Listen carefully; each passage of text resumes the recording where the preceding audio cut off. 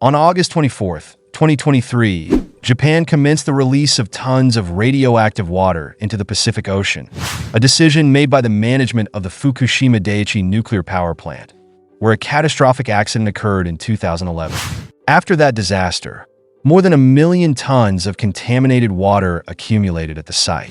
By 2023, it was determined that 1.25 million tons of this water, enough to fill 500 Olympic-sized swimming pools, would be discharged into the ocean. While this may sound alarming, it's worth noting that the United States, Europe, and the former USSR have engaged in similar practices, and now Japan is following suit. Before delving into the details, it's crucial to understand that releasing radioactive water into the ocean is technically permissible under certain conditions.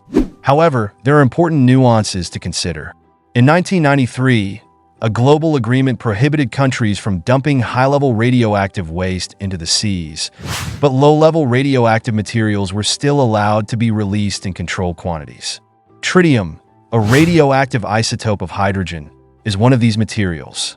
It is notoriously difficult to filter out and poses significant health risks, as it can replace regular hydrogen in the body's cells and emit beta radiation, potentially causing cellular damage and increasing the risk of cancer. The decision to release the Fukushima water has been met with widespread opposition. In South Korea, hundreds of people protested in the streets of Seoul, arguing that the ocean does not belong solely to Japan, but to the entire world. China and Russia have also criticized Japan's plan, with a Chinese official labeling it as selfish and irresponsible. Even within Japan, there is considerable resistance, particularly from local fishermen who are concerned about the potential damage to their livelihoods. These communities have worked for over a decade to restore their reputation after the 2011 disaster, and they fear that the release of radioactive water will undo their efforts. Japanese seafood, especially from the Fukushima region, already faces stringent radiation checks, and the release of this water could further erode consumer confidence. The storage situation at Fukushima Daiichi is becoming increasingly dire.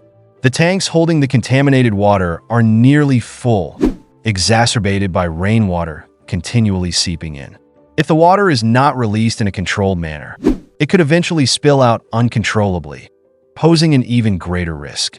The Japanese government has constructed a complex system to manage the release, including an underwater tunnel that will carry the treated water 0.6 miles offshore before it is discharged into the ocean at a depth of 39 feet.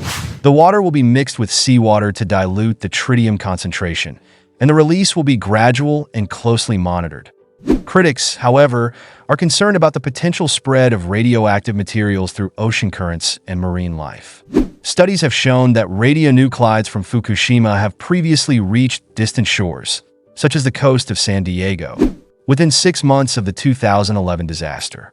There is also concern that tritium, while deemed safe in small concentrations, could still pose a risk to marine ecosystems and human health, particularly if it accumulates in the food chain. Phytoplankton, the base of the marine food web, can absorb tritium, potentially passing it on to fish, marine mammals, and ultimately humans. The Japanese government argues that the tritium levels in the water will be far below international safety standards, and that similar discharges have been conducted by other nuclear power plants around the world without adverse effects. For example, the Yangjiang nuclear power plant in China and a plant in South Korea have released significantly higher amounts of tritium into the ocean than what is planned at Fukushima. Japanese authorities have also pointed out that tritium is naturally present in seawater and even in drinking water, and that the amount being released from Fukushima will be minimal in comparison to demonstrate the safety of the water. A special aquarium has been set up at the Fukushima plant, where fish are kept in water with the same level of radiation as the treated water to be discharged. The fish are being monitored to study how quickly tritium is eliminated from their bodies, and so far, they appear to be thriving. The International Atomic Energy Agency, IAEA, has reviewed Japan's plan and deemed it safe, emphasizing that the release will be controlled, gradual, and transparent. Despite these reassurances, skepticism persists. Environmental groups, neighboring countries, and local communities continue to voice concerns about the potential long-term impacts of the water release. Moreover, There are fears that the purification process might not have removed all harmful substances from the water.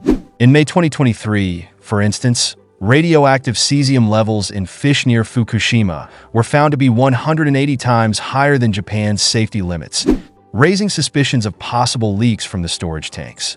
The situation has also had significant economic repercussions.